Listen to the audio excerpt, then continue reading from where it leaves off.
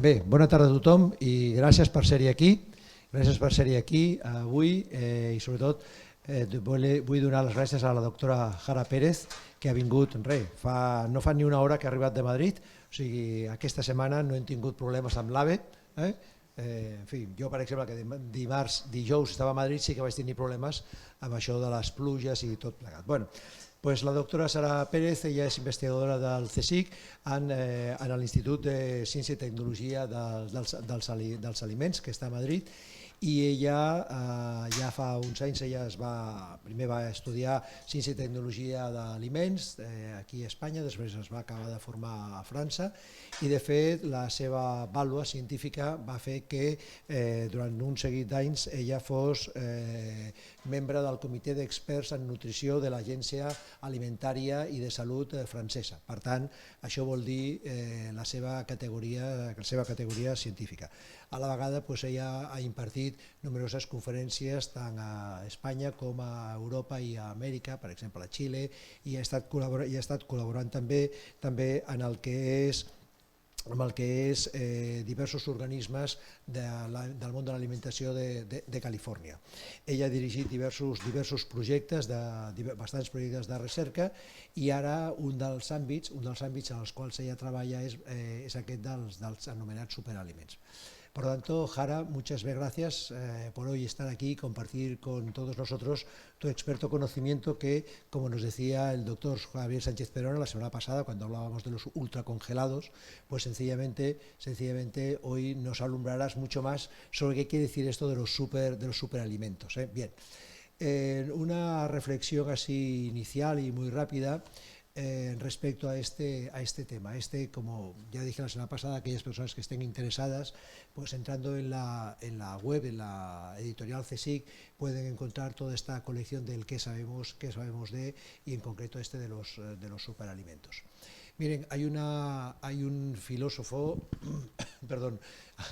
alemán que se llama Helmut Rosa, que en el año 2015 publicó un libro que se denomina Aceleración.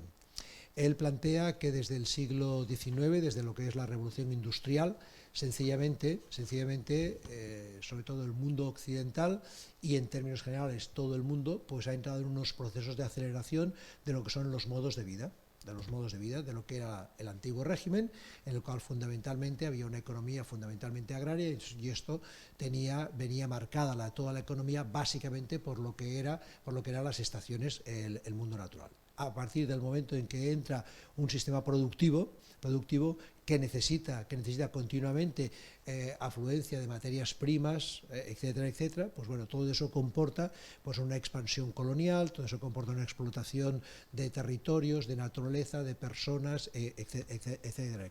Bien, en estos momentos, a finales de lo que es el siglo XX, ese proceso de aceleración sencillamente dio un nuevo salto.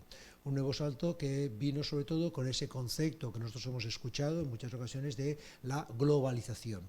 Es decir, nosotros nos encontramos que cada vez más la circulación de mercancías de un lado al otro del mundo. Por ejemplo, ahora nosotros nos estamos encontrando que ahora nosotros aquí, teniendo toda la huerta mediterránea, estamos empezando a comer las naranjas de lo que es la huerta valenciana, por decirlo así. Pero hasta hace X semanas, nosotros estábamos comiendo las naranjas que había en España, eran de Sudáfrica. Y si ustedes veían pues las naranjas que sencillamente que venden en bolsa y demás, y ves el etiquetado de dónde vienen, básicamente eran de Sudáfrica. Como lo mismo, pues sencillamente pues comer cerezas en el mes en Navidad, por ejemplo, o lo que eran ya los melones, que tú puedes encontrarlos, ya no tan solo aquellos melones de invierno, que era, bueno, algo bastante tradicional, pero tú ya sabes que puedes comer melón todo el año, básicamente porque algunas de las grandes empresas españolas, por ejemplo, sencillamente pues tienen grandes plantaciones en países tropicales, por ejemplo Brasil, y entonces evidentemente hacen grandes importaciones de melones y de sandías, y por eso nos encontramos melón durante todo el año en nuestros mercados. Bueno, entonces ese proceso de globalización ha tenido muchas múltiples incidencias. Y una de las incidencias que tiene, sencillamente, es ese trasiego de mercancías y el trasiego de personas, sobre todo a partir de un momento en el que las compañías aéreas, pues sencillamente se inventa todo esto del low cost, y todos conocemos lo que significa el low cost, de viajar para aquí y para allá y bueno, irte de vacaciones a Tailandia o a Bali o Santo Domingo, etcétera, por unos precios realmente muy, muy reducidos, con todos los impactos que eso tiene.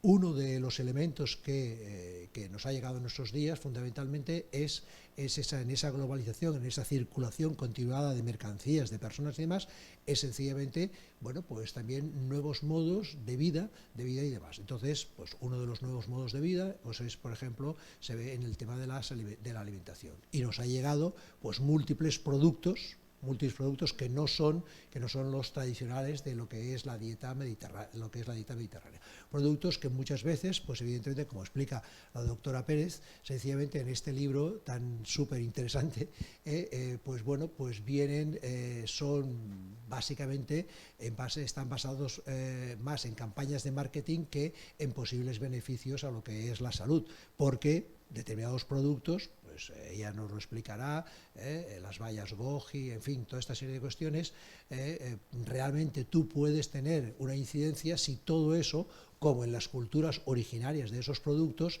desde hace cientos de años, por ejemplo, pues eso se ha incorporado en la dieta. Nosotros teníamos incorporadas en nuestras dietas otras cosas, por ejemplo, las legumbres. Las legumbres que nosotros lo tenemos completamente incorporado, como el tema de las verduras, el tema de las frutas y demás. Todo eso, evidentemente, es lo que constituye esa dieta mediterránea, como el tema de cocinar, por ejemplo, con el tema de aceite de oliva. Entonces, claro, toda esa incorporación de esos productos que nos vienen de otros mundos, sencillamente, de otros tipos de alimentación, de otros tipos de culturas, donde allí sí que han tenido un impacto, porque hace mucho tiempo que se están tomando, pues que nosotros tomemos, pues nos compremos una bolsita de determinadas bayas o esto, pues eso evidentemente no tiene incidencia de ninguna. Además, muchos de estos productos, pues por ejemplo, pues tienen flavonoides, y entonces esos productos sencillamente con otros productos nosotros tenemos aquí, por ejemplo, las zanahorias, pues hacen el mismo efecto que muchos de estos productos que han sido vendidos como superalimentos.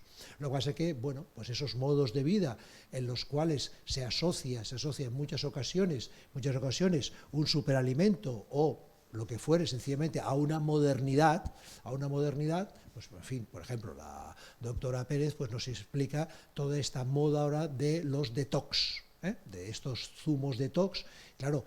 Y dicen, no, te van a limpiar y demás. Claro, si hemos de pensar que, claro, cuando tú hablas y le preguntas a un médico, oiga, es que esto me va a...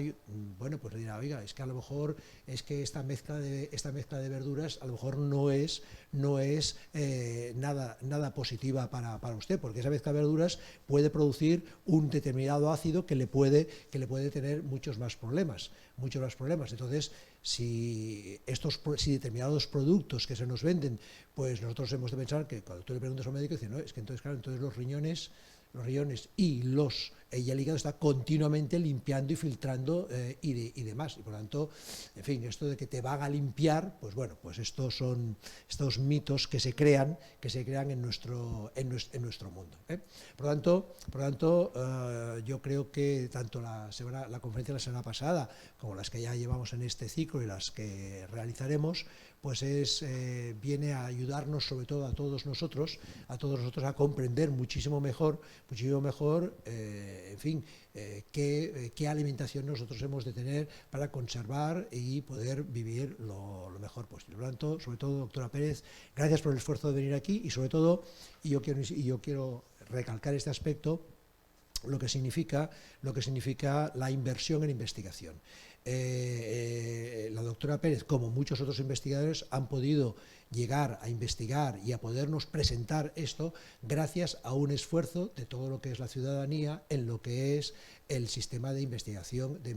Si no, nosotros no estaríamos aquí reunidos y no tendríamos una colección como esta, como otras muchas, pero todo esto surge a partir de mucho trabajo de base, de mucho trabajo de laboratorio, de coger productos y entonces ahí investigar, meterlos en máquinas, poder analizarlo y ver toda la serie calle, todo eso y demás. Entonces, esto es algo que yo nunca me canso de indicar, porque evidentemente sin investigación nosotros no podemos progresar en ningún sentido, ni tecnológicamente, ni cultural y socialmente. Por lo tanto, pues muchas gracias por estar ahí y sobre todo por el esfuerzo de salir a la calle y comunicar todo esto y no tan solo quedarse en lo que es estrictamente el circuito académico. Gracias, Jara. Gràcies, Luis. Buenas tardes, muchas gracias por esta invitación, gracias a todos por venir hoy y también a los que nos están siguiendo virtualmente. Y bueno, pues efectivamente, como ya ha estado introduciendo Luis, yo les voy a hablar hoy sobre superalimentos y en realidad tengo que decirles que les voy a hablar sobre algo que no existe, porque no existe ninguna definición oficial de superalimentos. No ha habido ni ningún encuentro de investigadores que haya determinado esto tiene que tener un alimento para que lo llamemos super. No existe ninguna reglamentación que diga para que un fabricante indique que su alimento es super, cumplirá con estos requisitos. Así que bueno, pues podemos decir que los superalimentos no existen y ya habríamos terminado la charla de hoy, pero bueno, como creo que hemos venido a contar alguna cosa más, pues sí que tenemos una cierta idea cuando escuchamos la palabra superalimentos a qué nos referimos, a ese tipo de alimentos, como comentaba Luis, generalmente exóticos, generalmente caros, que no consumíamos y que en los últimos años proliferan y a los que se les atribuyen grandes beneficios en salud. Bueno, yo les voy a hablar en primer lugar sobre cómo investigamos en nutrición, sobre si nos puede interesar o no comprar estos superalimentos, si alguno de ellos puede tener efectos adversos y por último una serie de consideraciones prácticas para nuestro día a día. ¿Por qué quiero empezar hablando sobre cómo se investiga en nutrición? Bueno, porque realmente creo que es algo muy importante. Es muy importante que entendamos que la nutrición es una ciencia aplicada que tiene una metodología y realmente saber que los efectos que un alimento tiene en salud va mucho más allá de la idea que tenemos a veces en el día a día.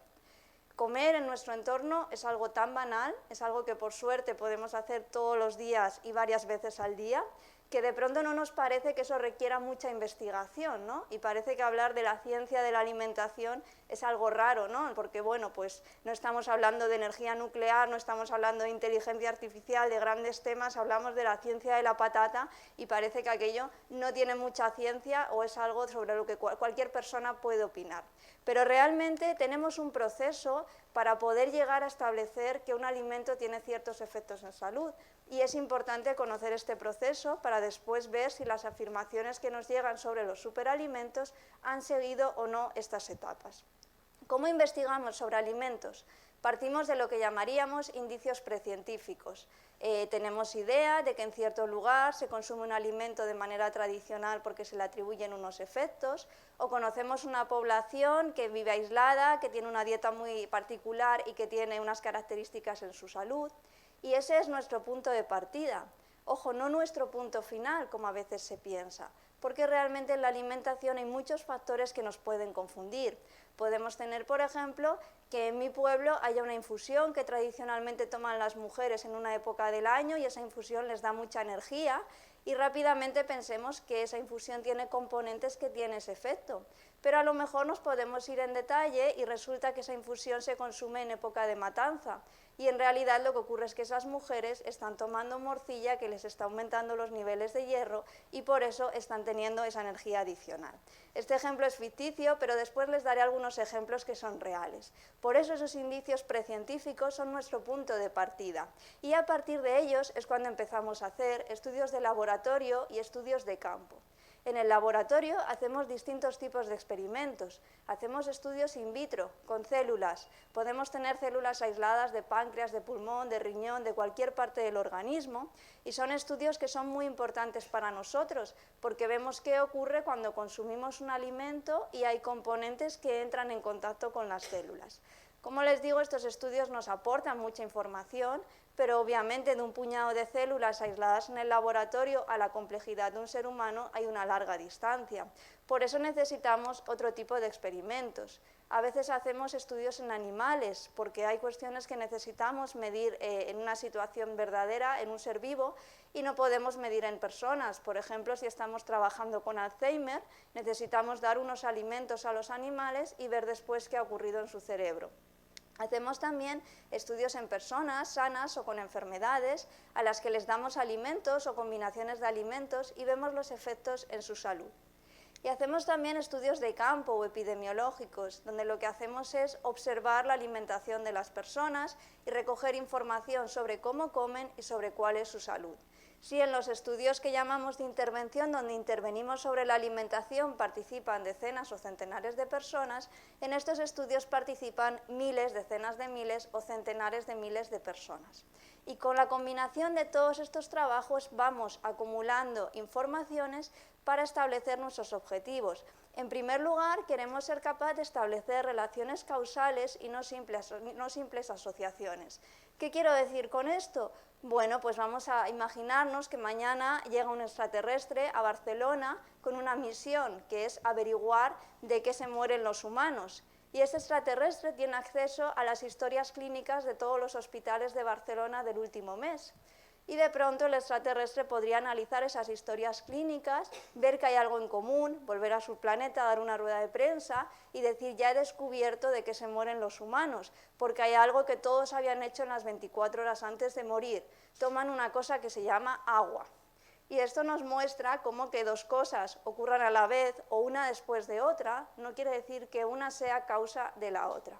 Por trasladarlo a ejemplos más reales, hace unos años, de pronto se vio que en los países donde se consume mucha yerba mate, saben, en Argentina, en Uruguay, la incidencia de cáncer de esófago era muy superior a la de los países donde no lo toman. Claro, inmediatamente se dijo, hay algo en el mate que está causando cáncer de esófago. ¿Qué ocurrió cuando se hicieron estudios más detallados? Que estas personas, lo que ocurre es que toman este agua muy caliente y toman una gran cantidad durante todo el día sin parar. Así que esos efectos que estaba viendo no se debían a un componente del mate, sino que ocurriría con cualquier otra bebida que se tomara a esa temperatura y en esa cantidad diariamente. Por tanto, tenemos que ser capaces de establecer relaciones causales, capaces de identificar qué compuesto o compuestos son responsables de los efectos que estamos viendo y ser capaces de establecer lo que llamamos mecanismos de acción. No solo decir este alimento baja el colesterol, sino saber qué está ocurriendo en el cuerpo para que se produzca ese efecto. Con todo esto es con lo que vamos construyendo la evidencia científica y con lo que podemos empezar a dar recomendaciones a la población. Pero esta evidencia científica está en constante reelaboración. Siempre damos la mejor recomendación que podemos dar con el conocimiento que tenemos en este momento, porque de pronto surgen aparatos que antes no teníamos disponibles que nos permiten hacer otras medidas, podemos hacer tratamientos informáticos de los datos de una manera que antes no era posible, o podemos ir a un congreso y discutir con otros colegas y tener una interpretación de los resultados diferentes. Por eso estamos muchas veces reelaborando la evidencia científica e incluso a veces se producen cambios de paradigma, cuando las cosas que pensábamos que eran de una manera resultan ser de otra diferente. Por si todo esto no fuera suficientemente complejo, además en nutrición hay dos cosas más que debemos tener en cuenta. Probar siempre que sea posible dosis nutricionales, es decir, dosis que podamos incorporar a nuestro día a día. De nada sirve que hagamos un estudio sobre los efectos de consumir 1 kilo de salmón al día, porque evidentemente nadie va a estar el resto de su vida consumiendo 1 kilo de salmón al día. Y siempre que podamos, considerando dietas completas. Cuando hablo de dietas no me refiero a dietas de adelgazamiento, para hacer músculo, me refiero al conjunto de alimentos que consume una persona de manera regular. Todos tenemos nuestra dieta y siempre que podamos en nuestras investigaciones debemos abordar dietas completas, que es lo que en definitiva consumimos. Así que, como ven, hablar sobre los efectos en salud de los alimentos es bastante más complejo que a uno simplemente le diga al vecino en el ascensor que empezó a tomar esto y de pronto le sienta muy bien. Y creo que es importante tenerlo en cuenta para enmarcar toda esta cuestión de los superalimentos. Dicho esto, vamos a ver algunos casos que podemos encontrarnos hoy en día de superalimentos y ver si realmente nos aportan o no algo interesante. Ya les quiero avisar de que no les voy a hacer una lista súper exhaustiva de alimentos y de superalimentos y decirles lo que se sabe o no de cada uno de ellos por varias razones. En primer lugar, porque la lista de superalimentos crece cada día, así que seguramente luego me pregunten por alguna raíz o alguna infusión de la que yo todavía no he tenido noticia. y además porque me parece algo poco útil, porque de aquí saldrían con esa lista de este sí, este no, y la semana que viene les llegaría una nueva información que no sabrían cómo abordar. Por eso me parece más importante darles unas consideraciones generales que puedan abordar una serie de trucos que puedan tener para cuando en el futuro les llegue información sobre un nuevo supuesto superalimento, sepan cómo abordar y encajar esa información que les llega. Bueno, entonces vamos a ver estos superalimentos que circulan. En primer lugar tenemos los supercereales. Saben que en los últimos tiempos el pobre trigo anda de capa caída, se le atribuyen todos los males que nos podamos imaginar y circulan muchos cereales como alternativos y más saludables que el trigo. Bueno, yo voy a ir comparando un componente del trigo, que es un componente especialmente beneficioso de los cereales, que es la fibra, y voy a hacer una serie de comparaciones, siempre a igualdad de condiciones. Me voy a estar refiriendo todo el tiempo al contenido en harina integral. El trigo integral tiene un 11% de fibra. La espelta o escanda, que saben que últimamente se está poniendo de moda como alternativa al trigo, tiene un contenido similar, y lo cual es totalmente lógico, porque la espelta es un tipo de trigo. El nombre científico del trigo común es Triticum stivum, el de la espelta es Triticum spelta. Cuando estamos tomando espelta estamos tomando un tipo de trigo. Si alguien llega y dice yo ya no tomo trigo, voy a tomar espelta, viene siendo como decir yo ya no voy a tomar manzanas, entonces en vez de dejar de tomar la Golden, toma la Fuji, pero está tomando manzana. Las personas que no pueden tomar trigo porque tienen algún problema con el gluten, tampoco pueden tomar espelta, porque estamos hablando de un tipo de trigo con una composición similar. Y el resto de personas, para nosotros el gluten no supone ningún problema. El gluten es una proteína más, igual que las que encontramos en el huevo, en las legumbres, en el pescado, y no se genera ningún problema en salud por consumir gluten. Como les digo, el contenido en fibra es similar, el contenido en otros nutrientes es similar porque hablamos de un tipo de trigo y después ya sensorialmente, es decir, las características de olor, de sabor que nos da un pan, pues ahí ya entramos en las preferencias particulares y nos puede gustar más uno u otro, pero nutricionalmente estamos hablando de productos equivalentes. En el caso de centeno tenemos un contenido similar en fibra del 12%, con la avena tenemos un contenido también similar del 10%, aunque es cierto que la fibra de la avena es un poco particular y se parece más a la de las frutas que a la de los cereales. En este sentido es una fibra especial. Tenemos el teff, si no lo conocen es un cereal que viene de África, que está también muy de moda y bueno, pues el teff tiene un contenido que es la mitad de fibra, teff integral, que el del trigo. Puede que hayan escuchado que es que la particularidad del teff es que es el único cereal que tiene vitamina C. Y esto, como ocurre muchas veces en el campo de los superalimentos, es una verdad a medias. Sí, es cierto que tiene vitamina C, pero tiene 20 veces menos que la manzana, que no es ya la fruta con más vitamina C, o sea que ya estoy haciendo una comparación a favor del teff. Es decir, que si la vitamina C de nuestra dieta va a venir del teff, realmente tenemos un problema en nuestra alimentación. Tenemos otro de estos supercereales novedosos, el kamut, con un contenido similar en fibra. El trigo sarraceno o alforfón, técnicamente es un pseudocereal, su contenido en fibra es muy inferior. Y tan solo el tritoernum, que es un híbrido entre trigo y cebada que fue desarrollado por investigadores de Córdoba, es el único que tiene prácticamente el doble de fibra. Aquí tenemos la comparativa de todos ellos y la idea fundamental es si vamos a elegir un cereal y especialmente si elegimos un pan, que aparezca la palabra integral. Hace un par de años cambió la normativa del pan y eso por suerte hoy está regulado. Cuando compramos un pan, sea en el supermercado, sea en la panadería y nos aparece la palabra integral, eso quiere decir que está hecho 100% con harina integral. Si no, nos tienen que decir el porcentaje, 35%, 45% de harina integral. Ojo, otros términos, multicereales, multisemilla, masa madre, rústico, tradicional, todo eso no tiene por qué significar integral. Por ejemplo, esa normativa del pan define cómo se elabora el pan con masa madre. Podemos tener un pan de masa madre con harina refinada o con harina integral. Entonces, lo que tenemos que asegurar es que aparezca la palabra integral. Y a partir de ahí ya, cada uno tendrá su preferencia y habrá quien le guste más el centeno, el de masa madre, el multicereal, lo que sea. Pero que nos aparezca la palabra integral. Que tampoco nos engañe el pensar si tiene más trocitos y más cosas, tiene más fibra. Eso era así hace unos años, pero hoy en día realmente hay moliendas muy potentes donde podemos tener un pan en el que no percibamos grumosidad y que realmente sea un pan integral. Y al lado tengamos otro que lo veamos con más trocito y realmente su contenido en harina integral sea inferior. Así que es la palabra integral la que tenemos que buscar. Cambiamos de grupo de alimentos y nos vamos a las superbebidas. Bueno, si al trigo le va mal, a la leche ya no decir, ¿no? Entonces, en los últimos años, de pronto, nos han aparecido un montón de bebidas vegetales que muchas personas toman como sustituto de la leche. Y esto es algo bastante curioso, porque realmente en nuestro país tenemos una bebida vegetal tradicional como es la horchata, y a nadie se le ocurría pensar que la horchata equivaliera a la leche. Todo el mundo consideraba que la horchata era horchata y la leche era leche. Pero de pronto aparecieron las empresas que nos empezaron a vender estas bebidas en Tetra Brick, a colocárnoslo en la sección de lácteos, y ya hicimos ahí un reajuste mental de estoy ante otro tipo de leche. No, estoy ante un tipo de bebida líquida y blanca, pero estoy ante un alimento diferente.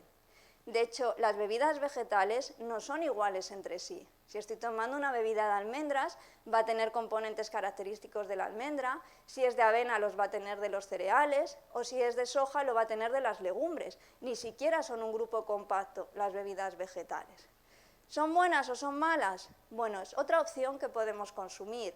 Si las consumimos, debemos tener en cuenta dos cosas. Primero, que el contenido en la materia prima sea lo más alto posible, porque podemos tener distintas marcas donde ese contenido varíe mucho, y que no lleven azúcares añadidos, porque tenemos algunas, sobre todo las que van con sabores, a chocolate, a vainilla, que tienen contenidos en azúcares añadidos similares a los de los refrescos. Y además aquí se produce una cosa que está estudiada que se llama efecto halo, que es que cuando un producto tiene un halo de saludable, acabo tomando más de lo que tomaría del producto original. Es decir, si yo estoy tomando un refresco que sé que no es muy sano, tengo una cierta autolimitación. Pero si estoy tomando esa bebida que veo como tan saludable, no voy a dudarlo tanto al tomarme un segundo vaso porque estoy tomando algo que es bueno, que identifico como bueno. Entonces, estas dos advertencias son las que debemos tener en cuenta si decidimos introducir estas bebidas en nuestra dieta, pero que tengamos claro también que no estamos sustituyendo la leche, estamos tomando otros alimentos diferentes. ¿Es imprescindible tomar leche? No, no lo es. Si fuera imprescindible, las personas que son alérgicas a la proteína de leche no existirían, se habrían muerto, porque sería un alimento sin el cual no podríamos vivir. Ahora bien, es cierto que es un alimento, que es una fuente de nutrientes muy grande, son unos nutrientes que llamamos muy bioaccesibles, es decir, que nuestro cuerpo los aprovecha muy bien, y desde el punto de vista económico hay que decir que el balance que tenemos es muy positivo. Por indicarles, por ejemplo, el calcio, ¿solo lo podemos obtener de la leche? No, lo podemos obtener de más alimentos. Lo que ocurre es que, por ejemplo, el calcio que nos dan 100 mililitros de leche lo encontramos en unos 60 gramos de almendras. Pues si hacemos unos cálculos rápidos y nos vamos a una leche, aunque nos vayamos a una leche cara, 100 mililitros de leche nos van costando unos 15 céntimos. En cambio, 60 gramos de almendras nos van costando unos 2 euros. Entonces, la diferencia en cuánto nos está aportando y cuánto nos está costando económicamente ese nutriente es bastante favorable hacia la leche. Dicho esto, como les digo, ningún alimento es imprescindible y no tenemos por qué introducirla en nuestra dieta, pero yo les planteo todas estas consideraciones para que las tengan en cuenta. Otro grupo de superalimentos, los superedulcorantes. En los últimos tiempos cada vez hay más preocupación por el consumo que tenemos de azúcares y mucha gente intenta reducir sus azúcares, su consumo de azúcar, por otros edulcorantes que aparecen como edulcorantes saludables. Bueno, pues vamos a hacer una comparación. Si tenemos 100 gramos de azúcar y lo repartimos en los típicos sobrecitos, pues son 16 sobrecitos los que tenemos. Si tenemos panela, por si no conocen la panela, es un tipo de azúcar moreno, poco refinado, que es tradicional de Latinoamérica, de ciertos países y que en los últimos años se ha empezado a vender, que tiene un gran halo de saludable. 100 gramos de panela son equivalentes a 15 sobrecitos de azúcar. Cuando tomamos panela estamos tomando un 95% de azúcar. Alguien dirá, no, pero yo he escuchado que la panela tiene unos minerales que no tiene el azúcar, ya, pero cuando tenemos un 95% de azúcar, ese contenido extra de minerales se convierte en despreciable. Por darles unas cifras, por ejemplo, para tomar el magnesio que tenemos en un puñado de almendras, tendríamos que tomarnos 100 gramos de panela, es decir, 95 gramos de azúcar. Y los efectos adversos que tenemos con 95 gramos de azúcar son muy superiores a esa pequeña cantidad que estamos tomando de magnesio en este caso. Es decir, lo que tenemos que intentar es reducir el consumo de edulcorantes. Sea azúcar, sea miel, sea panela, sea azúcar moreno, reducir el contenido de esos edulcorantes y en vez de echar la cucharada completa, echar media cucharada. ¿De qué? De lo que a uno le guste, pero está reduciendo. Porque además con estos edulcorantes también se produce ese efecto halo. Como yo estoy tomando ese azúcar moreno que me han dicho que es tan bueno y tan saludable, mido menos lo que estoy echando que si echo azúcar blanco, que soy consciente de que no es bueno. Por cierto, siento decirles, y sé que esto derrumba muchos mitos, que esto se aplica también a la miel. Realmente, que sepan, la Organización Mundial de la Salud establece lo que son los azúcares libres, son los azúcares que añade la industria, que añade el consumidor en su casa o que están de manera natural presentes en siropes, zumos y mieles. Y establece que la miel es una fuente de azúcares libres que son los que debemos evitar y son distintos a los que hay en las frutas. ¿Ocurre lo mismo que con la panela? ¿Tenemos otros componentes en la miel? Sí, pero en cantidades minoritarias. Y en ese balance riesgo-beneficio, esa gran cantidad de azúcares libres que estamos tomando anula el beneficio que podríamos tener. ¿Qué ocurre con todos los efectos atribuidos a la miel? Pues que se han estudiado. Y a día de hoy solamente se ha concluido que la miel es un buen antitusivo, es decir, nos quita la tos, tiene un efecto humectante y nos calma la garganta, es una opción que podemos usar puntualmente, pero es el único efecto en salud que se ha validado para la miel. Por cierto, si están dudando en esta comparación, también es importante que tengamos en cuenta que 100 gramos de azúcar nos valen 9 céntimos, 100 gramos de panela 42 céntimos. De nuevo, es nuestra elección, pero que lo tengamos en cuenta. Y tenemos también superverduras. Tenemos el kale o kale, que está también muy de moda, es col rizada, simplemente se le ha cambiado el nombre. Esto es una operación de marketing, de hecho, que se hizo desde Estados Unidos, desde la Asociación de Productores, se empezó a ver cómo se podía promocionar y estamos hablando de col rizada de toda la vida, que ahora de pronto es lo más y lo que promocionan todos los influencers y demás. ¿Es bueno? ¿Es malo? Pues es tan bueno como todas las verduras de su grupo. Entonces podemos tomar kale o podemos tomar coliflor, podemos tomar repollo, podemos tomar brócoli, que estaremos tomando en concreto unos componentes que se llaman crucíferas, crucíferas es el grupo, unos componentes que se llaman glucosinolatos, que son característicos de este grupo, que son beneficiosos para la salud y que tomaremos cuando tomemos cualquier verdura de este grupo. No hay ninguna razón en particular para que por tomar kale vayamos a estar tomando unos nutrientes específicos. Avanzando un poco más, bueno, pues hemos visto que a lo mejor tampoco tenemos beneficios particulares por comprar estos superalimentos, pero así de partida uno puede decir, bueno, malo tampoco va a ser. Pues hay algunas situaciones en las que sí podemos tener efectos adversos asociados al consumo de superalimentos y que yo les quería comentar. En primer lugar, y ya lo ha avanzado antes un poco Luis, nos encontramos con la situación de los batidos detox.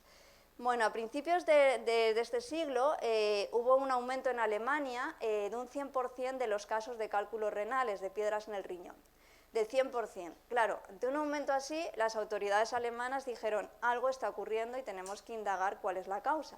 Y concluyeron que lo más probable era que este aumento se debiera al aumento de consumo de batidos verdes. Los batidos verdes son los batidos que tienen un alto contenido en verduras, sobre todo verduras de hoja verde como espinacas o acelgas. Claro, dirán, ¿por qué? ¿Qué tiene que ver tomar batidos de verduras con que uno de pronto tenga piedras en el riñón? Bueno, pues hay un hecho que es conocido desde hace 150 años, que es que este tipo de verduras son ricas en un componente que es el ácido oxálico.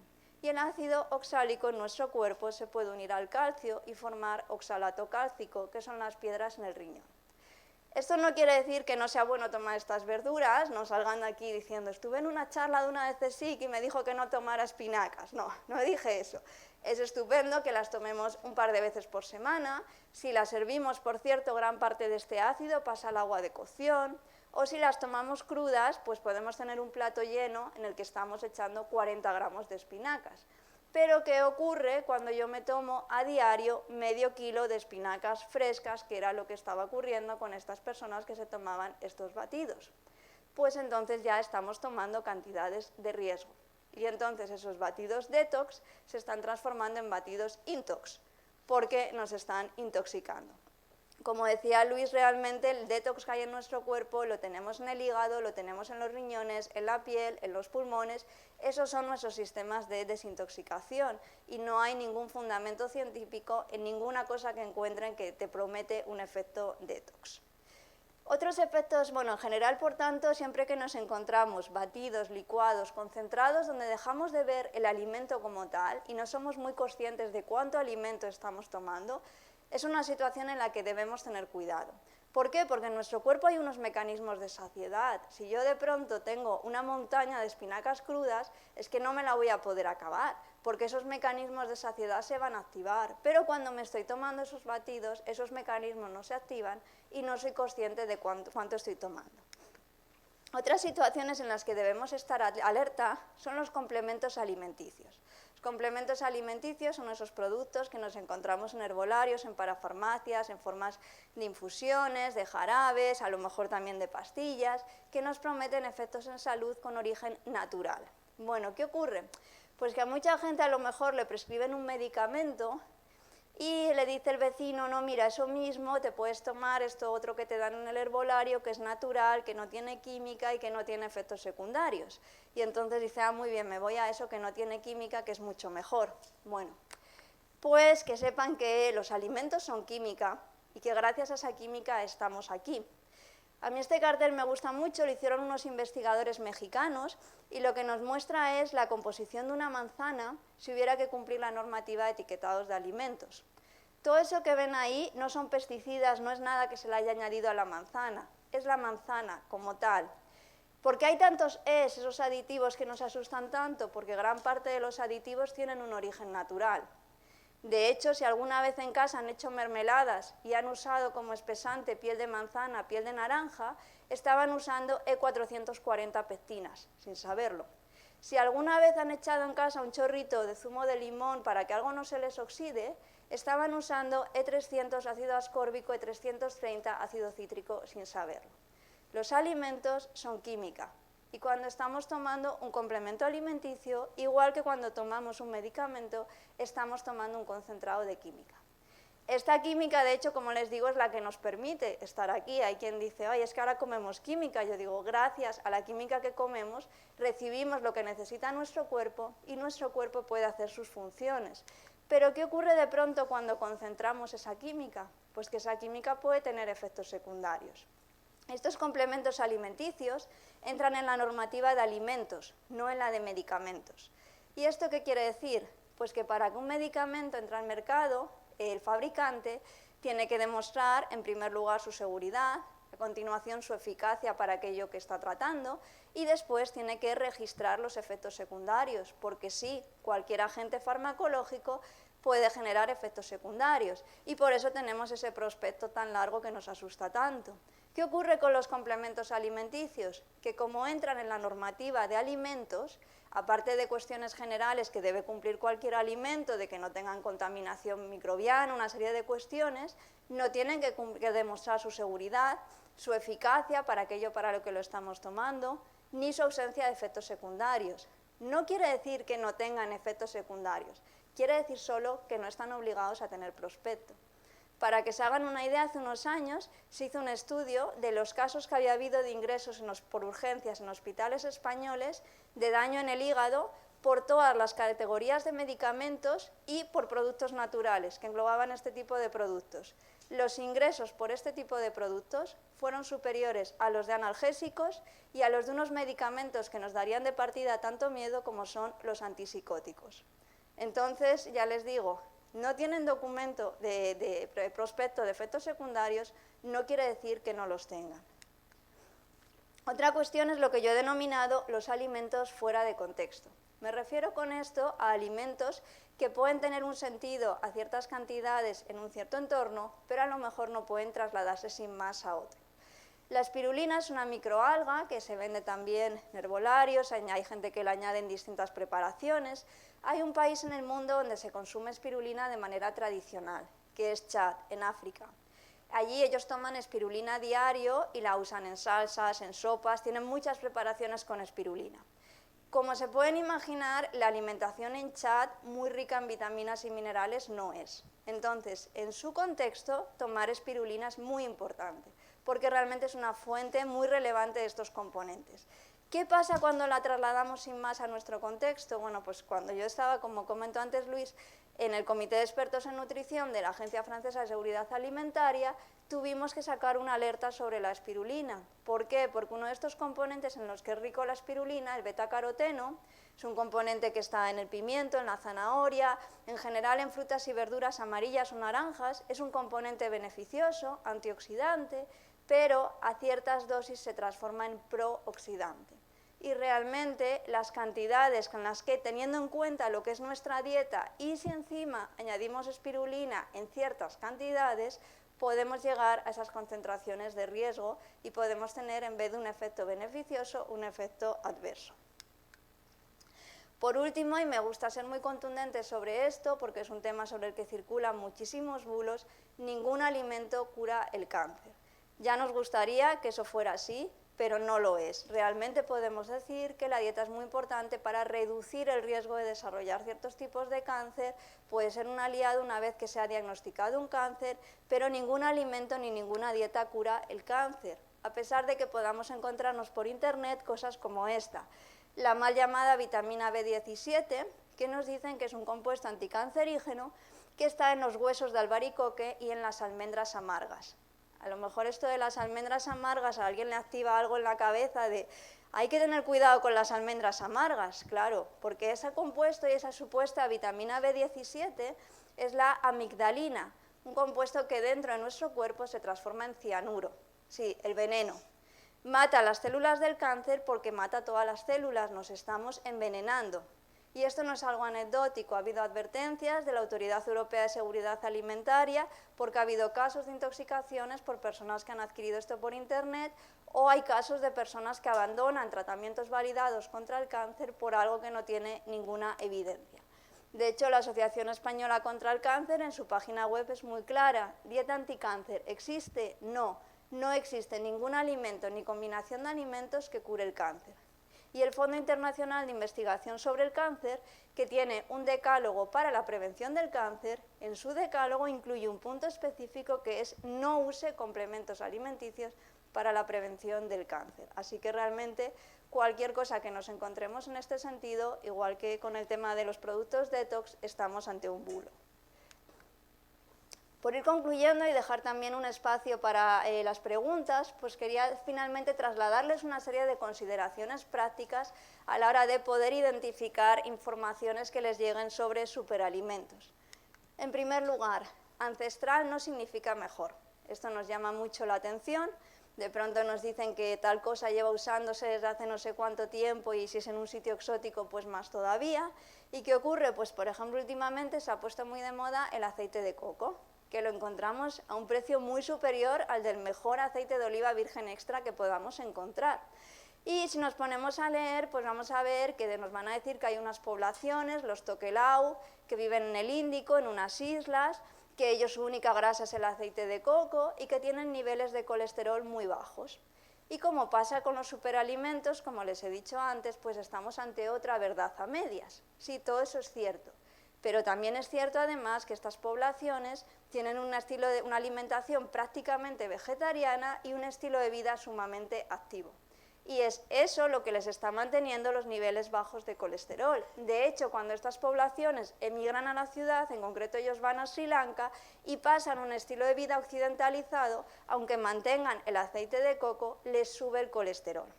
Más aún, en su contexto, y volvemos a los contextos de las alimentaciones, es muy bueno que tomen aceite de coco, ¿Por qué? Porque el aceite de coco proporciona grasas saturadas. Son las grasas que llamamos malas, pero necesitamos una pequeña cantidad de grasas saturadas. Entonces, en su contexto tiene mucho sentido tomar aceite de coco, porque es su fuente de grasas saturadas. En nuestro contexto, que estamos hasta las orejas de grasas saturadas, no tiene ningún sentido desplazar un aceite saludable por aceite de coco. Concentrado no significa mejor, he puesto antes el ejemplo de esos batidos detox y algo parecido nos ocurre con las algas. Si estamos tomando algas frescas realmente podemos tomar un plato enorme en una ensalada y vamos a estar tomando 30 gramos, pero de pronto cuando tomamos algas deshidratadas ahí ya la cosa cambia y por ejemplo tenemos concentraciones de yodo muy altas. Ha habido diversas alertas en relación con este punto y por ejemplo que sepan que ahora mismo la Agencia Española de Seguridad Alimentaria no recomienda el consumo de algas para ninguna persona que esté medicándose en relación con la tiroides porque realmente su contenido en yodo puede desalterar todo ese metabolismo. Exótico tampoco significa mejor, también son cosas que nos llaman mucho la atención, ¿no? Y de pronto nos llega esta sal tan bonita que viene encima del Himalaya, pues pensamos que es lo más. Bueno, en primer lugar, aunque nos resulte muy atractivo esta historia de la sal rosa del Himalaya y nos imaginemos así una cumbre nevada, alguien que va ahí recogiendo sal por encima de la cumbre, bueno, el Himalaya es muy grande y realmente esta sal de donde viene es de la segunda mayor mina de sal del mundo que está en Pakistán. Si pensamos un segundo en lo que puede ser trabajar en una mina de sal en Pakistán, la verdad es que entonces pasa a ser bastante menos atractivo. Pero en cualquier caso, desde el punto de vista nutricional, hablamos de sal, de un componente cuyo consumo debemos reducir. Volvemos a lo que decíamos antes cuando hablábamos de la panela o del azúcar moreno en relación con la miel. Estamos hablando de un 98% de cloruro de sodio. Eso es lo que nos está aportando. Si alguien ha escuchado, no, pero hay unos minerales que yo he oído que es que te da esta sal y no te da la sal común, sí, tienes que tomarte 50 gramos de sal, es decir, se te va a poner la tensión por las nubes, vas a ir al hospital, pero eso sí, te vas a haber tomado una cantidad de potasio que tienes en un puñado de pistachos. Creo que te renta bastante más tomarte el puñado de pistachos. De hecho, esos componentes son tan minoritarios que en esta sal, por ejemplo, tenemos polonio, que es un elemento radioactivo. ¿Y por qué podemos consumir esta sal sin problemas? Pues porque esa cantidad es tan despreciable que no tiene ningún efecto en nuestro organismo que la estemos consumiendo. Natural tampoco significa mejor, antes ya he hablado sobre este tema, pero esto, por ejemplo, es una noticia que apareció en El Progreso, un periódico de Lugo. El ULA es un hospital de Lugo, un solo hospital de España ve un caso al mes de daños hepáticos por remedios herbales. Y caro tampoco significa mejor, y aquí les voy a poner dos listas de la compra para, si compráramos los alimentos para consumir 30 gramos de fibra en un día. Que sepan que es la recomendación mínima de consumo diario de fibra, 30 gramos, y ahora mismo en España estamos en 20 gramos, así que sirva esto también para llamar la atención y promover el consumo de fibra. Bueno, pues podemos hacernos dos listas de alimentos, una basada en superalimentos y otra basada en alimentos tradicionales.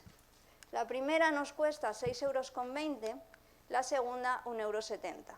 De nuevo, es nuestra elección, con la posibilidad económica que tengamos, ir a una, ir a otra, hacer una combinación, pero que seamos conscientes, y realmente creo que esto es especialmente importante y en estos tiempos de inflación y por mucho que todo haya subido, pero que podemos realmente recurrir a alimentos asequibles económicamente y que van a tener un valor nutricional adecuado. Entonces, realmente, en la inmensa mayoría de los casos, comprar un producto más caro no significa comprar un producto mejor nutricionalmente.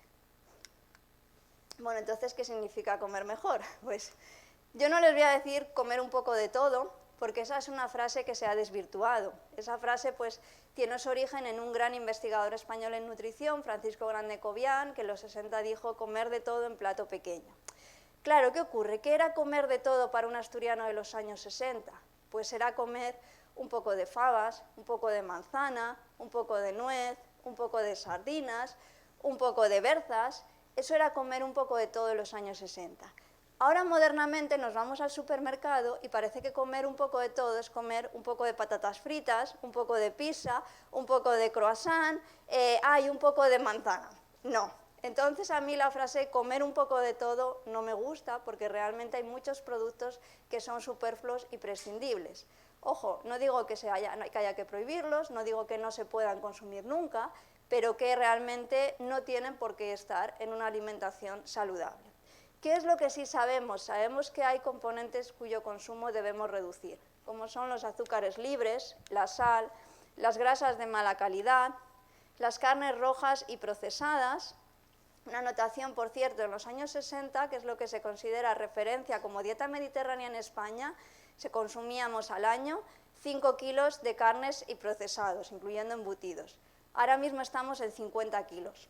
Lo digo porque cuando se dice a veces si se está queriendo prohibir el consumo de carne y derivados, no se está para nada queriendo prohibir, pero de los 5 kilos de los años 60 a los 50 kilos actuales, creo que hay un buen camino que se puede recorrer y que se puede reducir sin estar eliminando este componente.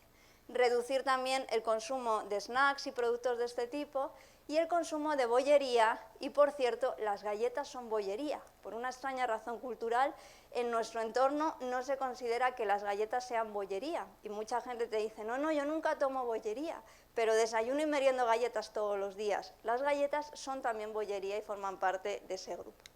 ¿Y qué es lo que sí debemos promover? Aumentar el consumo de frutas y de verduras. La OMS establece que uno de los 10 factores para reducir el riesgo de mortalidad a escala mundial es aumentar el consumo de frutas y verduras. De eso hablamos, no hablamos de, es que esto es healthy, esto está de moda, no, hablamos de uno de los 10 factores para reducir el riesgo de mortalidad, aumentar el consumo de frutas y verduras.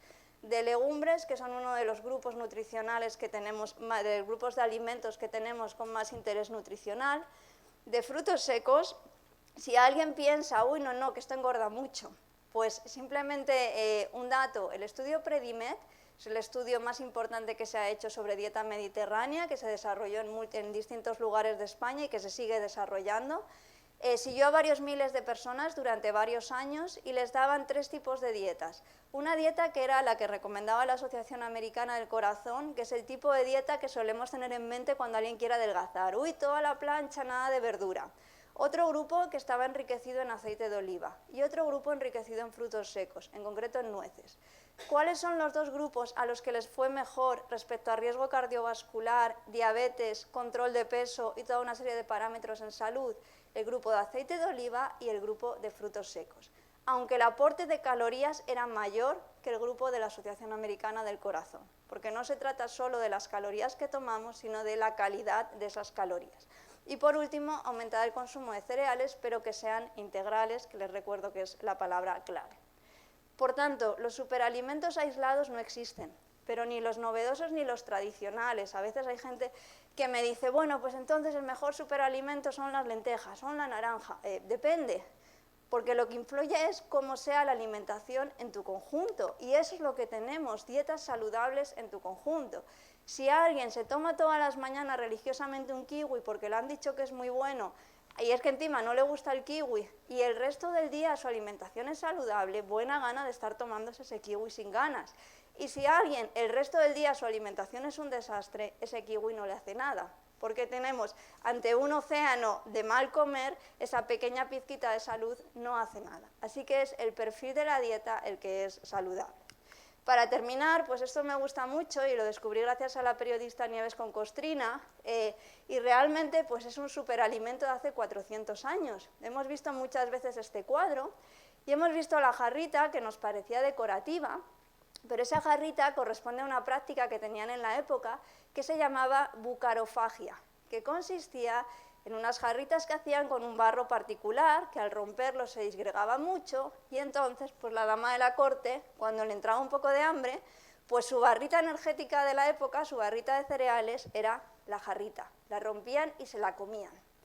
Esto les causaba bastantes problemas de salud, como se pueden imaginar, y no acababan de entender la causa, porque ellos pensaban que era buenísimo tomar la jarrita. Hoy nos parece una barbaridad, pero de pronto cuando vemos algunas cosas que se están haciendo en el contexto de alimentación, nos preguntamos si estamos tan lejos o no de todo aquello. Así que vamos a intentar realmente alimentarnos de una manera saludable, con un perfil global en nuestra dieta, basado en el conocimiento científico y huyendo de modas y de falsas evidencias. Muchas gracias.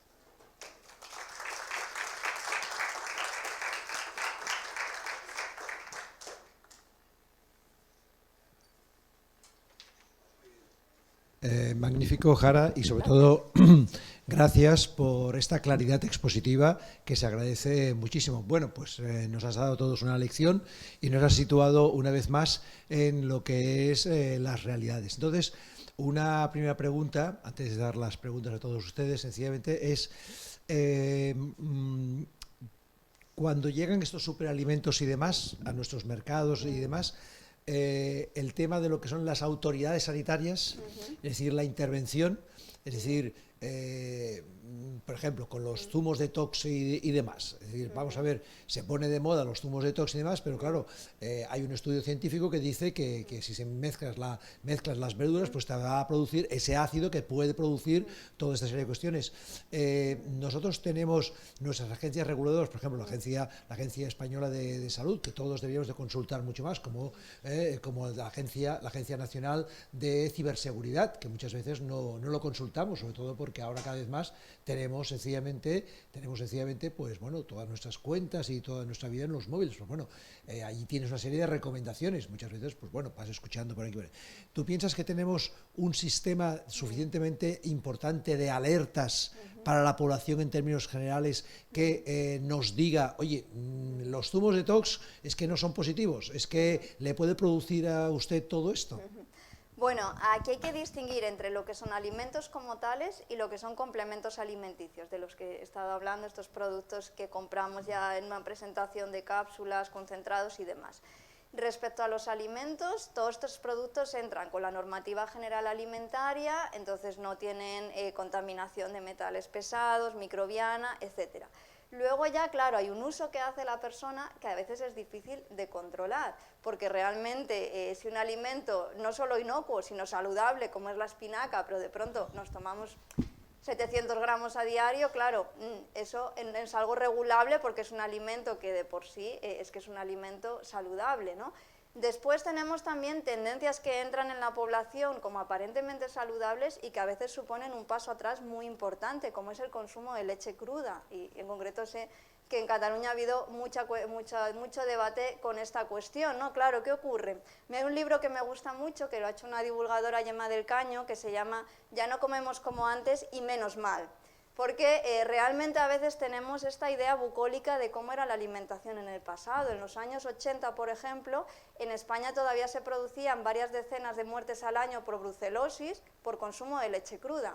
Entonces, ocurre que de pronto es un poco lo que ha pasado también con muchas vacunas, que de pronto se muere de éxito, porque la vacuna es tan efectiva que se deja de ver la enfermedad que lo originó y la gente dice, ¿para qué vacunarse si esa enfermedad ya no la tiene nadie, ¿no? Entonces, de pronto, gracias a tratamientos de los alimentos desaparecen problemas y de pronto a veces queremos volver hacia atrás pensando que vamos a ir hacia algo más saludable y vamos a peor.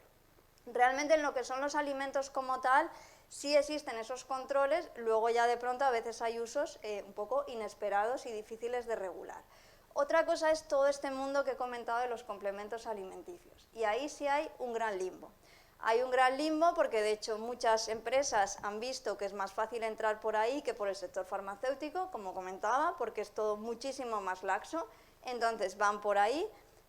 Al entrar como alimentos no hay un control previo del etiquetado, es decir, el medicamento sí tiene absolutamente una revisión previa de todo el prospecto y demás. En el campo del complemento alimenticio no lo hay, entonces muchos se retiran a posteriori, sobre todo por informaciones engañosas, pero no a priori. Y luego en concreto con el tema de los compuestos vegetales, hay un limbo legal que lleva parado en la Unión Europea 15 años, hay un listado de varios cientos de sustancias que se han empleado tradicionalmente, pero que realmente hay que validar qué uso tienen, de qué manera y de qué no otra, y realmente es una cuestión que nadie se atreve a abordar. Entonces lo que se hizo fue algo transitorio de, bueno, hasta que lo regulemos se puede seguir usando, y entonces ahí estamos. Entonces realmente, para mí por eso soy muy cauta respecto a este tipo de productos, porque la cuestión legal está cuanto menos muy ambigua. Y en este sentido creo que todos hemos aprendido hoy que evidentemente hay un elemento fundamental que es el elemento de la educación. Es decir, muchos de estos elementos, mucho de lo que nos has comentado, pues evidentemente a nivel tanto familiar como a nivel de lo que es el sistema educativo debería incorporar mucho más toda esta serie de aspectos. Entonces, desde tu punto de vista, ¿piensas que en términos generales en nuestra sociedad sencillamente se están dando pasos para que realmente la población pueda conocer y pueda alimentarse mucho mejor? Bueno, yo creo que la cuestión de la educación nutricional es clave y además a todos los niveles. Muchas veces la gente dice, ay, es que los niños tienen que aprender cómo se come bien. Dices, bueno, sí, los niños y los adultos, porque estamos ahora mismo en España 50% de sobrepeso y obesidad en adultos. Entonces no vamos a decir que nosotros sí nos lo sabemos y son los niños y adolescentes los que no lo están haciendo. Y hay déficits muy grandes, por ejemplo, la figura del dietista nutricionista en la sanidad pública todavía no está extendida en todo el país. De hecho, está ahora mismo empezando a introducirse en algunas comunidades autónomas, pero todavía es algo muy esporádico. Y esa figura va mucho más allá de, ay, es que el dietista es el que te pone una dieta para adelgazar. No, no, es el que te ayuda en muchísimas patologías relacionadas con la alimentación, enfermedades renales, diabetes, alergias, múltiples situaciones. Realmente es una descarga de trabajo, por ejemplo, en pediatría, para el pediatra, porque puede estar abordando todo eso el dietista nutricionista, y realmente sería una figura de referencia, porque de hecho yo muchas veces me encuentro en charlas divulgativas como la de hoy, que después viene la gente y a veces me dice, ay, ¿yo a quién acudo? Y a mí me genera una gran impotencia, es decir, en el caso de la Comunidad de Madrid, donde ni está ni se espera la figura del dietista nutricionista en la sanidad pública, pues decir, bueno, conozco nutricionistas privados sin tener ningún interés personal que te pueda dar sus datos, pero es que desgraciadamente no puedo ofrecerte ninguna otra cosa. Entonces, para mí eso es una medida como cuestión inmediata, no como cuestión general a medio plazo, como cuestión inmediata que se debería abordar ya. Yo personalmente no soy dietista nutricionista, soy tecnóloga de alimentos, o sea, lo digo para que no se piense que tengo ningún tipo de interés corporativo personal, y realmente creo que es algo que se tendría que incorporar ya. Y una última pregunta por mi parte. Lo que decíamos anteriormente, en este proceso de globalización, pues desde la época, digamos, del desarrollismo en España, años 60, sencillamente hay un elemento que a nosotros nos ha llegado de una manera muy importante y que en nuestras casas, mirando también, empezando por nuestras cocinas, por ejemplo, la distribución de lo que son las cocinas, pues sencillamente es lo que es la cultura anglosajona, sobre todo norteamericana, en la que sencillamente ha tenido cada vez una mayor influencia en muchos aspectos, pero en uno de los aspectos importantes es la llegada de lo que es el fast food, de lo que es la comida, de esa comida rápida o de ese tipo de alimentación, de lo que es el tema de pizza. Por ejemplo, la semana pasada, pues sencillamente aquella fotografía de Tony Manero de Fiebre de Sábado de Noche, pues comiéndose un trozo de pizza por la calle, o el tema de lo que es los bocadillos de hamburguesa, de las cadenas de estas de hamburger, o lo que es otras cadenas que se llegan al tema del pollo, el pollo con el tema de las alitas, en fin, toda esta serie de cuestiones.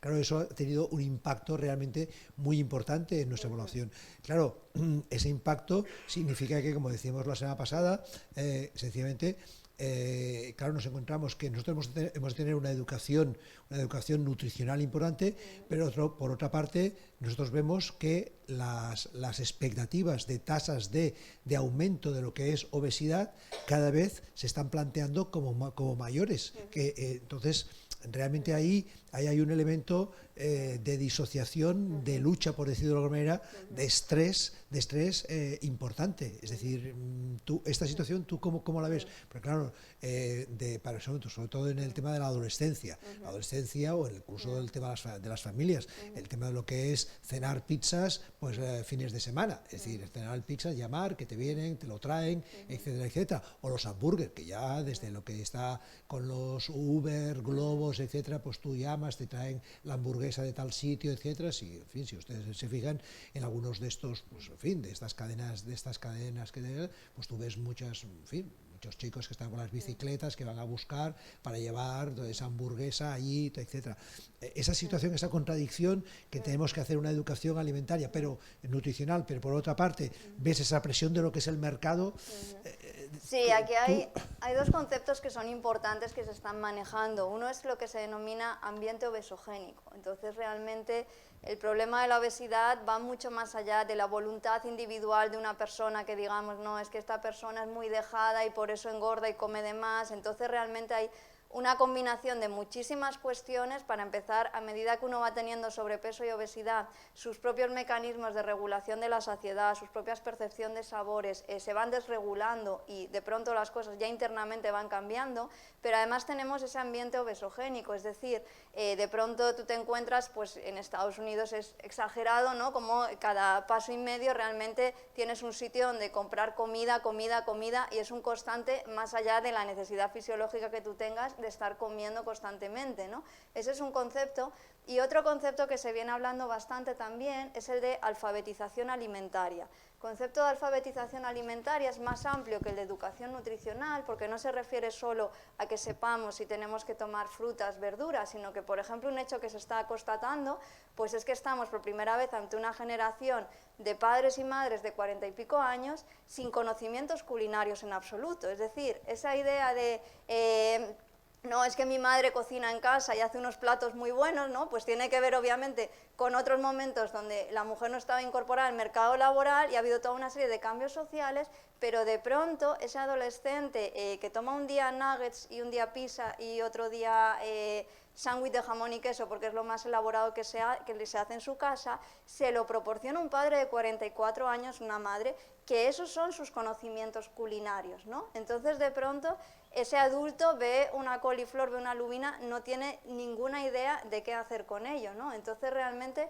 son conceptos que se están manejando. Y yo creo que de manera general, socialmente, todavía falta que nos demos cuenta de las implicaciones sociales que tiene todas las cuestiones de sobrepeso y obesidad, que no son un problema estético, o sea, es que no estamos hablando de eso, hablamos de un problema de salud de primer orden, y se ve pues cuando se impulsan ciertas medidas para reducir el consumo de grupos de alimentos, cuando la gente pone el grito en el cielo, ¿no? La alimentación también pues es una cuestión muy cultural, nos toca mucho a hoy, me están quitando mi comida tradicional, y de pronto sigue habiendo esta idea de, bueno, el niño está gordito pero ya dará el estirón, no. Sabemos que el 70% de los niños con sobrepeso y obesidad van a ser adultos con sobrepeso y obesidad, van a ser primero adolescentes y luego adultos con sobrepeso y obesidad. Sabemos que sobrepeso y obesidad en un niño aumenta claramente sus riesgos de diabetes, sus riesgos de enfermedades articulares, ciertos tipos de cáncer se relacionan también claramente con sobrepeso y obesidad, incluso la diabetes tipo 2, que era lo que se venía llamando como diabetes del adulto, ahora está apareciendo en adolescentes y en preadolescentes. O sea, sin querer caer en el alarmismo, pero creo que hablamos de un problema de una magnitud muy grande y creo que ahí también es muy importante conseguir trasladar a la población que estamos hablando de eso y de un problema de esa magnitud, porque eso va a ser lo que permita que haya otros cambios, ¿no? Pero todo está muy interrelacionado. ¿Preguntas? Gracias. Muchas gracias por la exposición, realmente es muy aclaratoria y nos hace reflexionar nuestros hábitos. Le voy a formular dos preguntas. Una está relacionada con, creo que la penúltima diapositiva, cuando citaba los alimentos que debemos tender a reducir, que creo que era el azúcar, las sales, y luego había una imagen, no sé si era de mantequilla o margarina. Sí. En relación a esto, si hay diferencia entre ingerir mantequilla y margarina, y la otra es sobre si tiene opinión científica sobre esta nueva moda de lo que es la dieta intermitente que cada vez más bueno, se nos va instalando en nuestro día a día. Gracias. Vale. Bueno, la cuestión de la mantequilla y la margarina es un ejemplo de esas recomendaciones nutricionales que han ido cambiando. Y sé que a veces hay gente a la que esto le genera mucha desazón. Ay, es que antes nos decían una cosa, luego otra. Bueno, voy a comer cualquier cosa porque no se ponen de acuerdo ni ellos. Bueno, más bien lo que ocurre es que se va acumulando conocimiento, ¿no? Entonces, en un momento dado se planteó que la mantequilla, por su contenido en grasas saturadas, que eran esas grasas malas, se debía reducir su consumo, y en ese momento la posibilidad de hacer margarinas con aceites vegetales pareció una solución estupenda. ¿Qué es lo que se vio más tarde? Claro, los aceites vegetales son líquidos. ¿Cómo los pasamos a sólidos? Bueno, pues los pasamos con un proceso que genera un tipo de grasas que se llaman grasas trans, que no tienen nada que ver con transgénico, ¿vale? Entonces, esas grasas trans de pronto resulta que son más perjudiciales aún que esas grasas saturadas que queríamos evitar. Entonces fue peor el remedio que la enfermedad. Realmente se trata de alimentos que tendríamos que consumir de manera esporádica, es decir, que si alguien dice, pues es que a mí lo que me gusta es la margarina, bueno, pues si el consumo es esporádico, que sea margarina, pero realmente esa solución que se encontró en ese momento después se vio que era peor que lo que había en un primer momento. La cuestión del ayuno intermitente a mí me tiene súper sorprendida porque de un tiempo a esta parte veo que todo el mundo pregunta sobre ella, ha tenido una extensión absoluta en la población. Y realmente hablamos de una cuestión que está aún en fase de investigación. Por si alguien no está familiarizado, la idea es reducir la ingesta de alimentos en ciertas ventanas diarias, un número de horas, lo más estrechas posibles, porque claro, todos hacemos un ayuno intermitente que se llama dormir, ¿no? Entonces, bueno, la idea del ayuno intermitente es reducir mucho las horas en las que se ingieren alimentos, 8 o 10 horas, porque así se evitaría, pues digamos, un estrés que supone al cuerpo, resumido muchísimo, un estrés que supone al cuerpo cada vez que estamos consumiendo respecto a procesos internos que tiene que hacer. Esto en animales ha funcionado bastante bien, en humanos hay ya bastantes estudios y ha funcionado regular, porque realmente a veces el proceso de alimentación pues, incluye toda una serie de variables que no se controlan igual en animales que en personas. Ocurre además que la cuestión de restringir la alimentación una serie de horas implica que en esas horas hay que comer bien, no significa que durante esas horas uno come cualquier cosa, que hay personas que tienen con la alimentación problemas de ansiedad y que de pronto les genera una ansiedad extra el saber que solo van a poder comer durante esas horas, y hay una gran duda de si realmente está habiendo un efecto por ese ayuno intermitente o porque al comer durante menos horas se ha visto que la cantidad neta de comida que se come es menor, con lo cual simplemente lo que pasaría es que se está comiendo menos, no una cuestión de que se esté comiendo en menos horas. A día de hoy, ¿de qué tenemos evidencias claras? Por ejemplo, sí que sabemos que adelantar la hora de la cena es algo beneficioso, y sí sabemos que culturalmente tenemos unas cenas muy tardías. Entonces, para mí esa sí es una recomendación que se puede dar y se puede promover. Aparte de eso, creo que tendríamos una lista de 10 puntos por lo menos de cuestiones de la alimentación sobre las que tenemos evidencia y que habría que mejorar antes de meternos con el ayuno intermitente. Entonces, a lo mejor de aquí a 5 años la investigación ha avanzado de otra manera, hay unas pautas, unas recomendaciones, pero a día de hoy yo creo que aparte de adelantar la hora de la cena, no hay otras evidencias que podamos decir sobre horarios de comidas, y sí hay muchas otras cosas que podemos mejorar antes.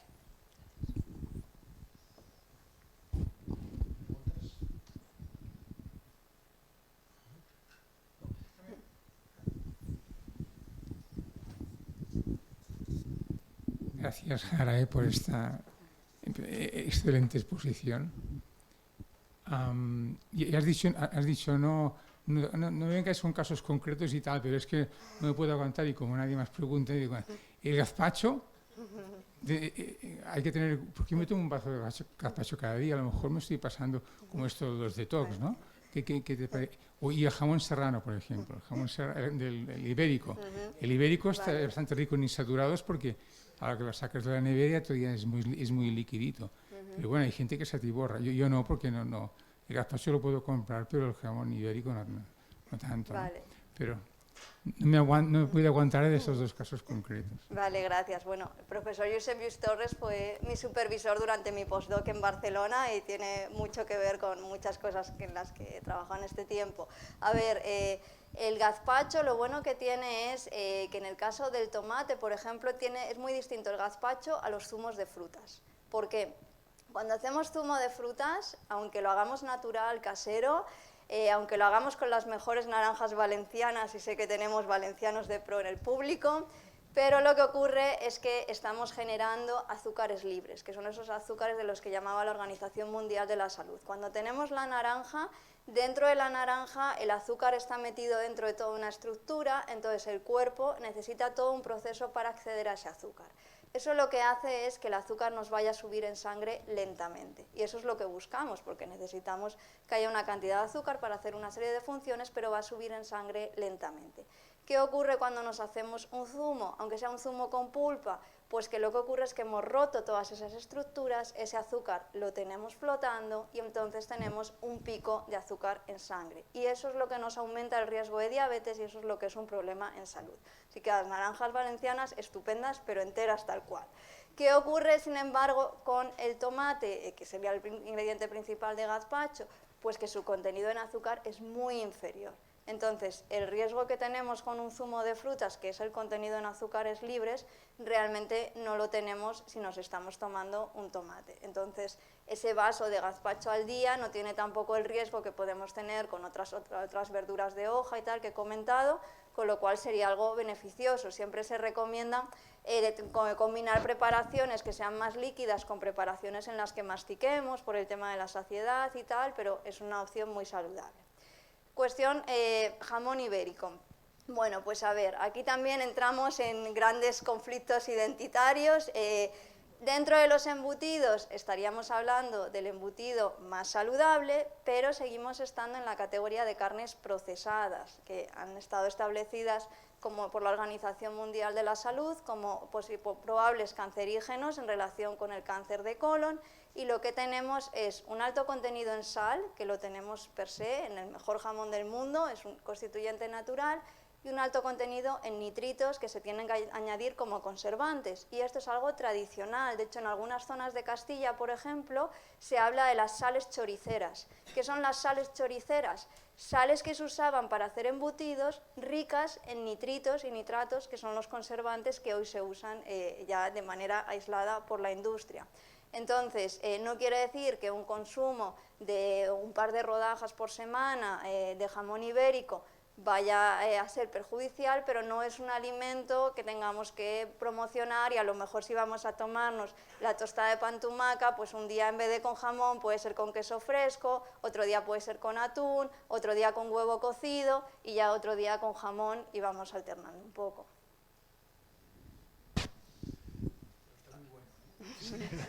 Yo aquí hablo de nutrición solo. Es que ese es el problema como el tema de los azúcares. El tema de los azúcares sabemos que nuestro cerebro es adictivo. Entonces, vengo por aquí, perdón.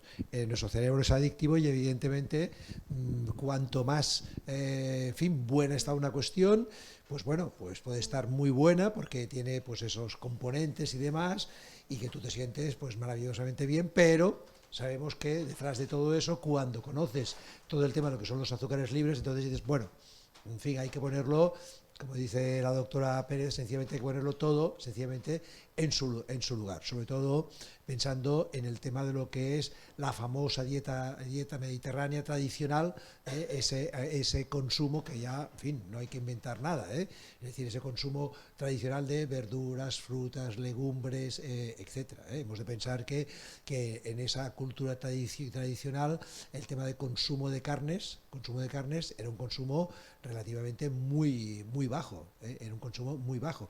Sobre todo habría que añadir aquí el hecho de que, por ejemplo, en fin, no sé si estarás de acuerdo en esto, pero algunos estudios que yo he leído, sobre todo, por ejemplo, franceses y demás, dicen que, por ejemplo, que el tema de las carnes, sencillamente, sobre todo había que comerla una vez que sencillamente todo lo que era el tema de sangre y demás, pues hubiese salido, como por ejemplo la comida halal o la comida judía, en la que sencillamente, o lo que se hacía tradicionalmente en los pueblos, cuando tú matabas un animal y demás, lo que hacías era colgarlo sencillamente, y entonces ahí pues todo lo que eran pues los posibles sangre o demás, pues sencillamente caía y demás, entonces quedaban pues, todas esas carnes y demás. Bueno, entonces, es decir, en este sentido lo que es ese tipo me refiero a ese tipo de educación tradicional que existía, y que nosotros por esa aceleración de los pues bueno, pues lo hemos ido pasando pantallas